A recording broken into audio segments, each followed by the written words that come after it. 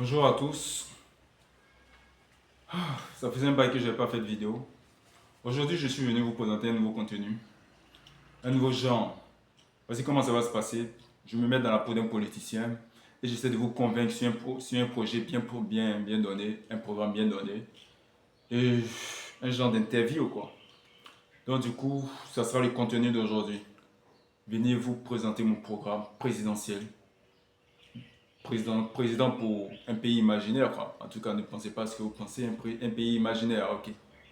Donc on va commencer maintenant. Ça sera de ce genre de contenu que je vais produire le week-end pour essayer de m'exprimer, puis sur des sujets phares. Et pour ne pas trop aller trop loin dans des sujets qui fâchent quoi. Donc du coup, je vais sortir des cadres et venir me présenter pour que vous sachiez un peu comment est-ce que je vais faire. Ok.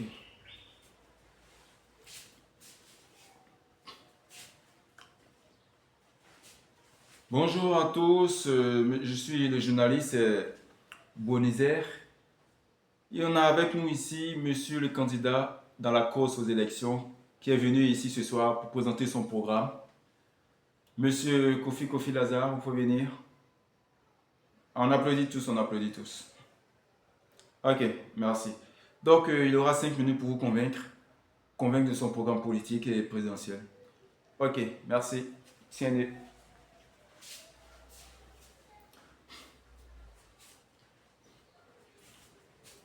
Ah, merci, merci, merci. Merci, je vous en prie. Merci, merci, merci, merci.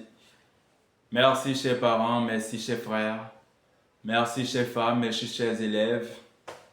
Et merci, chers salariés, d'être venus m'écouter ce soir. Je suis venu ici vous donner l'information officielle, vous dire que je suis candidat aux élections présidentielles. Certains diront que ça relève de la fiction parce que je suis jeune et qu'à mon jeune âge, je ne peux pas présenter de programme politique ou de programme présidentiel. Mais laissez-moi vous dire que vous vous trompez catégoriquement. Il ne faut pas être vieux. Il ne faut pas être vieux pour présenter un programme politique.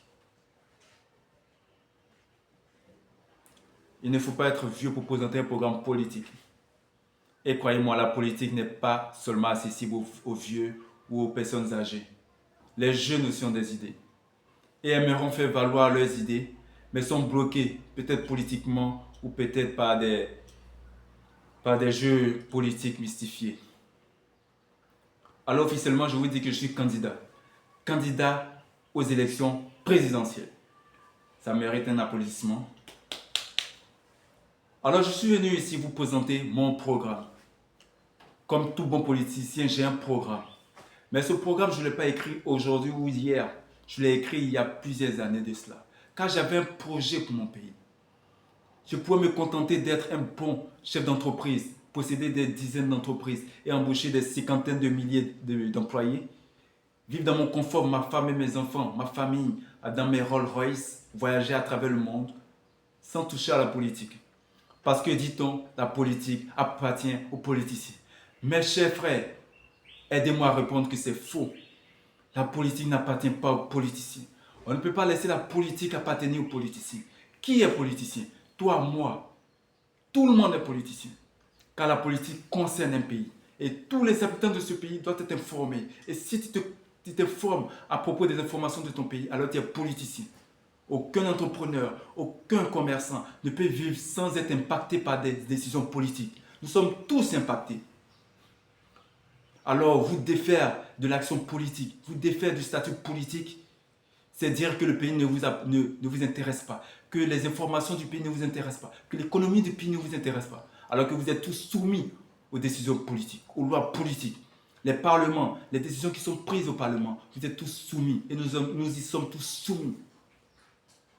Laissez-moi essuyer un peu la sueur de mon front.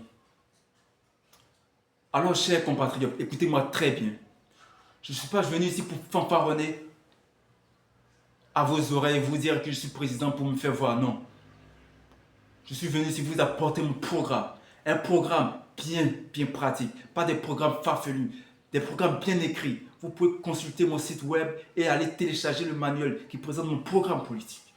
Je suis un nouveau politicien, pas les politiciens qui viennent pour parler, pour parler. Moi, je suis un politicien avec une vision, avec un programme bien détaillé, avec des projets politiques qui n'ont jamais existé dans ce pays.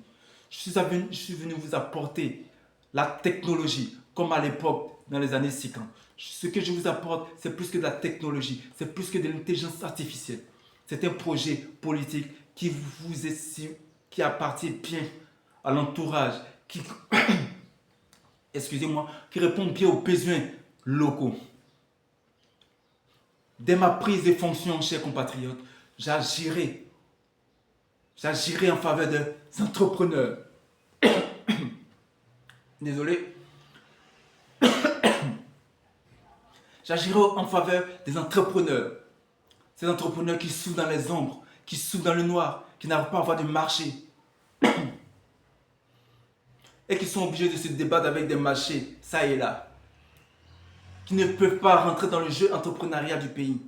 Parce que occupés par les multinationales. Ils n'ont aucun espace politique, aucun espace entrepreneurial pour ces jeunes.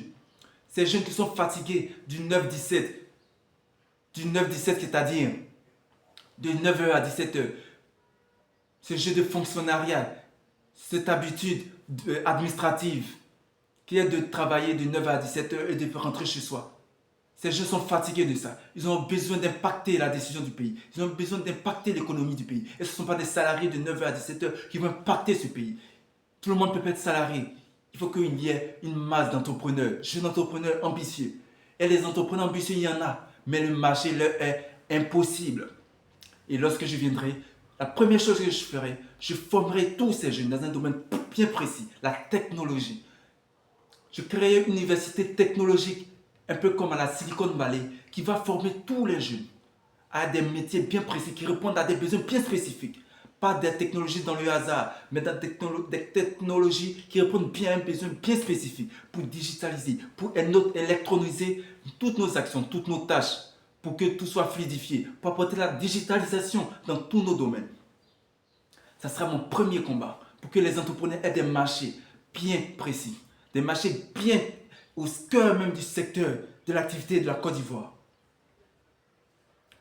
Parce que si le pays ne nous appartient pas, si les jeunes ne peuvent pas participer à l'économie, alors qui participe à l'économie? Si notre économie est tenue par des étrangers, alors nous sommes pris en otage. Ma première action, c'est celle que je viens de vous décrire. Ma deuxième action sera dans l'ordre du médical. J'agirai au niveau médical. Je ferai en sorte que toutes les femmes accouchent gratuitement. Répétez avec moi, gratuitement. Toutes les femmes vont accoucher gratuitement. Et ça, ce n'est pas des paroles en l'air. Parce qu'on a vu des femmes, à cause des dépenses après accouchement, refusent d'accoucher. Elles préfèrent mourir avec le bébé. Elles préfèrent avorter. Parce que celui qui l'a enceinté refuse sa responsabilité ou sa paternité. Le gars, il fuit. La femme est dévouée à elle seule. Elle est obligée de se battre. Parce qu'elle n'a aucun moyen pour subvenir aux besoins de l'enfant et même pour payer les frais d'accouchement. Obligée de donner, d'avorter. Et ça, je ne veux pas d'avortement. Il faut que la population ivoirienne augmente. Nous sommes en baisse en termes de démographie. Et il faut que nous puissions augmenter en termes de démographie. Car toute économie est tenue par la démographie. Un pays à faible démographie est un pays faible. Alors, dites-moi, chers compatriotes, si je me trompe. Mais je suis sûr que je ne me trompe pas. J'espère que vous prenez note de mon programme. Car, croyez-moi, c'est ce que je ferai. Tel écrit. C'est ce que je ferai. Tel que ça a été décrit, je le ferai. Et si je n'ai pas pu le faire, rappelez-moi à l'ordre et je viendrai sur mes pas pour le faire. Ce ne sont pas des paroles en l'air, ce sont des paroles bien précises qui viennent de ma tête, qui viennent de mon cœur et qui sont reliées à Dieu. Et Dieu m'en est témoin. Je suis venu ici pour changer l'ordre politique. Et je suis venu ici vous donner aussi la possibilité de penser que vous êtes capable de beaucoup de choses. Ne soyez pas limité à passer seulement des concours. Lancez-vous dans des activités diverses, car la Côte d'Ivoire regorge de ressources. Diversifiez vos ressources, diversifiez vos domaines. Quand on est fatigué des domaines ancestraux, l'agriculture, la pêche, l'élevage, la démographie, l'immobilier, Diversifiez-vous. Mettez-vous dans l'intelligence artificielle. Mettez-vous dans la technologie. Mettez-vous dans le pétrole, dans la raffinerie. Car oui, la Côte d'Ivoire a besoin d'industries indépendantes. Il faut qu'il y ait beaucoup d'entrepreneurs pour s'occuper de l'électricité. Il ne faudrait pas qu'il y ait un seul organe qui contrôle l'électricité de tout un pays. Il faut qu'il y ait assez d'entrepreneurs pour s'occuper de l'eau. Il ne faudrait pas qu'il y ait un seul organe qui s'occupe de l'eau dans ce pays. Il faut que tout soit diversifié. Il faut qu'il y ait des acteurs pour tenir les réseaux de télécommunications. Il ne faudrait pas que tous les acteurs soient des acteurs étrangers.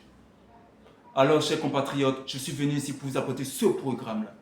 J'espère que j'ai pu vous convaincre et j'espère que vous avez bien noté ce que j'ai dit. Et je compte sur vous pour pouvoir me voter, car avec vous, on ira loin, on verra le bout du tunnel. Merci, monsieur le journaliste, de m'avoir donné la parole. Merci à tous de m'avoir écouté. Bon week-end à vous, je vous remercie. Ok, on applaudit tous pour monsieur le candidat. J'espère qu'il vous a convaincu. Monsieur Lazare, l'applaudissement de la population témoigne de la teneur, du sérieux de votre discours. Vous avez pu le convaincre, je suis sûr. Et je suis sûr qu'ils vont vous voter. Sur ce, l'émission est terminée. Bon week-end à vous. À plus. Ok, merci. Donc, c'est un genre de contenu que j'ai produit. Dites-moi en commentaire si c'est un bon contenu ou pas. Je compte sur vous. Likez et commentez. N'oubliez pas. Merci. Ah.